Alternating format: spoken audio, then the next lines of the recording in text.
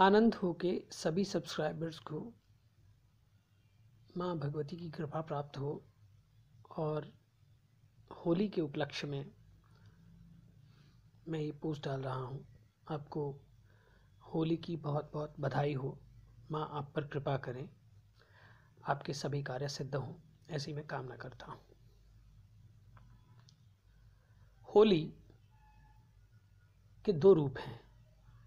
एक रूप है हिरण्यकश्यपु वाली जो कथा है होलिका दहन की, वह, और दूसरा है कामदेव रंगों से और सभी प्रकार के आनंदों से संबंधित। ये कथाएं प्रतीक हैं कि हमें अपने जीवन में प्रत्येक स्थिति को निर्भयता के साथ भी लेना चाहिए और प्रभु कृपा प्राप्ति भी करनी चाहिए, और उसके साथ में आनंद का भाव भी हमारे अंदर हमेशा रहना चाहिए। जो दीक्षित साधक हैं उनके पास साधना पहुंच चुकी है। अगर उनका कोई प्रश्न हो तो मुझसे बात कर सकते हैं। कल दोपहर तक मैं अवेलेबल रहूँगा। दोपहर के बाद में मैं अवेलेबल नहीं हो पाऊँगा, तो इसलिए आप दोपहर तक मुझसे बात कर सकते हैं। मैं आपको जो चीज़ अब बताने जा रहा हूँ वह अधिक प्रचलन में नहीं है। होली का एक नाम मदन महोत्सव भी है। कामदेव से संबंधित यह दिन सभी प्रकार के रसों को आपके अंदर जागृत करता है। पूर्णिमा पे चंद्र अपनी पूरी शक्ति में होता है और मन पूरे वेग में होता है। चंद्र क्योंकि मन का स्वामी है, तो सभी इच्छाएं हमारे अंदर चंद्र के द्वारा ही उत्पन्न होती हैं, मन के द्वारा ही उत्पन्न होती हैं। और ये दिन है जिस दिन हम उस मन के देवता चंद्र और सभी इच्छाओं के देवता, सभी कामनाओं के देवता कामदेव को जान सकते हैं। कामदेव के जो साधक हैं या इस प्रकार की जो शक्तियां हैं, उनके जो साधक हैं, उनके अंदर सौम्यता का भाव और आनंद का भाव आपको सहज ही दिख जाता है। आकर्षण उनके अंदर सदैव विद्यमान रहता है और अपनी कामनाओं को जानकर, अपनी कामनाओं को समझकर जो छोड़ने लायक है, उन सब चीज़ों को छोड़कर जो उच्चता प्राप्त करने का रास्ता है, जो उच्चता प्राप्त करने की क्षमता है, उसको अपने अंदर प्राप्त करके, वह आकर्षण शक्ति अपने अंदर प्राप्त करके वह अपने जीवन पथ पर अग्रसर होते हैं, जिससे कि उनको प्रत्येक वह वस्तु, प्रत्येक वह ज्ञान और प्रत्येक वह कार्य सिद्धि प्राप्त होती है, जिसके लिए कि वह सदैव प्रयत्नरत रहते हैं। कामदेव के विषय में यह कहना चाहता हूँ मैं कि कामदेव का संबंध केवल काम से ही नहीं है, जिसको हम यह कह देते हैं कि यह तो शारीरिक संबंधों से ही संबंधित देवता हैं। ऐसा नहीं है। आप किसी भी प्रकार की इच्छा, किसी भी प्रकार की कामना जो आप करते हैं, चाहे वह साधना से ही संबंधित क्यों ना हो, वह कहीं ना कहीं काम से ही संबंधित है। तो मित्रों, कामदेव को ऊपर ऊपर से मत जानिए। कामदेव आपके ब्रेन के सभी केमिकल्स में पूर्णतया काम करते हैं। आपके अंदर जो आनंद की अनुभूति होती है, उसमें पूर्णतया कामदेव अपना रोल निभाते हैं।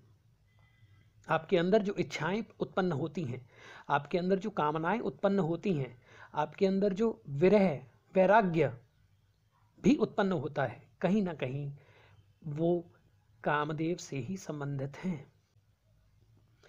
जैसे कि दुनिया में दो ही प्रकार की भावनाएं हैं मुख्य रूप से, एक मोहिनी और एक विरहिणी। ये क्लासिफिकेशन है फीलिंग्स की, और इनका संबंध हमारे कहीं ना कहीं, क्योंकि हमारी बॉडी से ही तो हमारा माइंड चलता है, हमारे माइंड से ही हमारी बॉडी चलती है, और दोनों से ही हमारा ब्रेन चलता है, और ब्रेन से ही हमारे एक्शंस होते हैं। तो हमें अपने मन की चाल को समझना बहुत ज़रूरी है, और मन की चाल को समझने के लिए हमें अपनी इच्छाओं और इच्छाओं के कारण को जानना बहुत ज़रूरी है। यह प्रथम चरण है उस उच्चता को प्राप्त करने का, जो कि हमें साधना के द्वारा मिल सकती है या फिर हमारे किसी भी एफर्ट के द्वारा हमें मिल सकती है। अपनी ज़िंदगी में बैलेंस बनाना बहुत ज़रूरी होता है, और बैलेंस मन को काबू किए बिना नहीं आता। तो कामदेव को ऊपर ऊपर से नहीं समझना है, चंद्र को सिर्फ चंद्र ही नहीं समझना है, हमारे मन का स्वामी समझना है।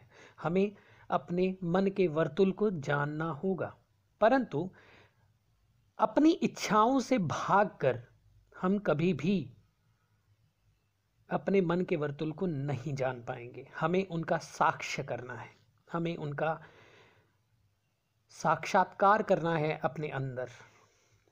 अपनी प्रत्येक स्थिति में अपने मन की चाल को समझना है।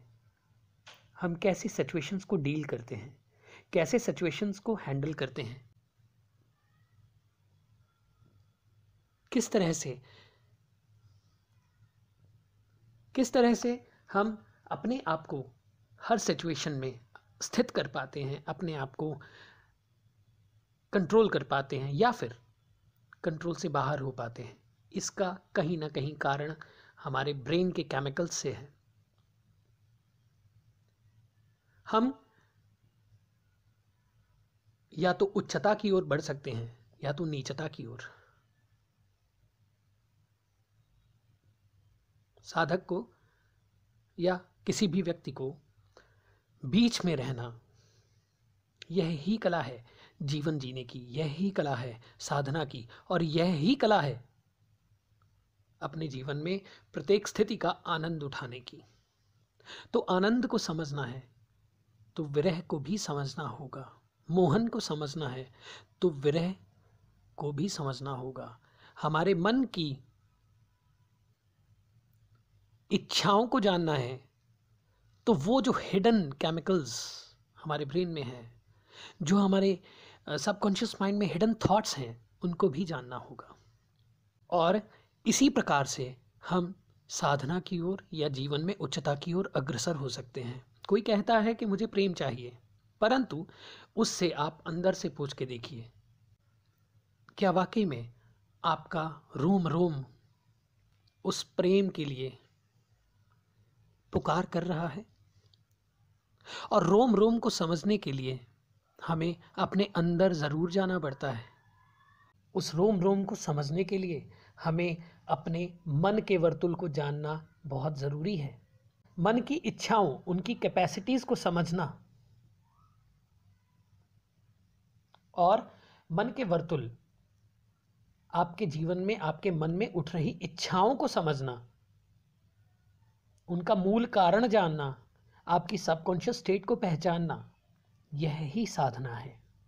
किसी भी प्रकार की प्राप्ति के लिए आपको वो सब कुछ करना पड़ता है जो उस चीज़ की ज़रूरत है। उस प्राप्ति के लिए आपको प्रत्येक एफर्ट करना पड़ता है, और सबसे पहले हमें अपने आप को जानना ही हमारा एफर्ट है। हमारे अंदर बैठी उस कामेच्छा को जानना भी बहुत ज़रूरी है। अपने कॉन्शियस, सबकॉन्शियस एंड प्रत्येक प्रकार की स्टेट को जानना बहुत ज़रूरी है। अपने माइंड के, अपनी बॉडी के एक एक एक्शन को जानना, अपनी बॉडी के एक एक पार्ट को समझना। मैं आपको वीडियो दे रहा हूँ, मैं क्यों दे रहा हूँ? अगर मैं यही नहीं जान पाऊंगा तो मैं कभी उस वीडियो के द्वारा वह ज्ञान आप तक नहीं पहुंचा पाऊंगा जो कि आप तक पहुंचना चाहिए। आप अगर उस वीडियो को सुन रहे हैं, अगर आप पूरी तरह से अपने अंदर की उस शक्ति को पहचाने बिना कार्य करेंगे या सुनेंगे, आप उस बात को ऊपर ऊपर से ही समझ पाएंगे। आपको उसके अंदर घुसना होगा और उसके लिए आपको सबसे पहले पूर्णतया सेल्फ सेंट्रलाइज होना पड़ेगा। और सेल्फ सेंट्रलाइजेशन भाग के नहीं होती, अपनी इच्छाओं को, अपनी प्रत्येक कामना को जानकर होती है। जो अच्छा है उसको अपने अंदर रख के और जो नेगेटिव है उसको अपने से निकाल कर ही आप उच्चता, श्रेष्ठता और किसी भी प्रकार की सफलता को प्राप्त कर पाते हैं। तो इसलिए मित्रों, कामदेव काम के देवता, काम आपकी प्रत्येक इच्छा, प्रत्येक प्रकार की इच्छा, कामना और लक्ष्य। तो आपको भगवान कामदेव, भगवान कृष्ण, माँ काली सब कृपा करें। समय का वर्तुल आप समझें, मन का वर्तुल आप समझें और अपने जीवन में पूर्णता, ऐश्वर्य और प्रत्येक प्रकार की सिद्धि प्राप्त करें, ऐसी मैं कामना करता हूँ। आप सबको होली की, मदन महोत्सव की बहुत बहुत शुभकामनाएं। भगवती आप सब पर कृपा की वर्षा करें।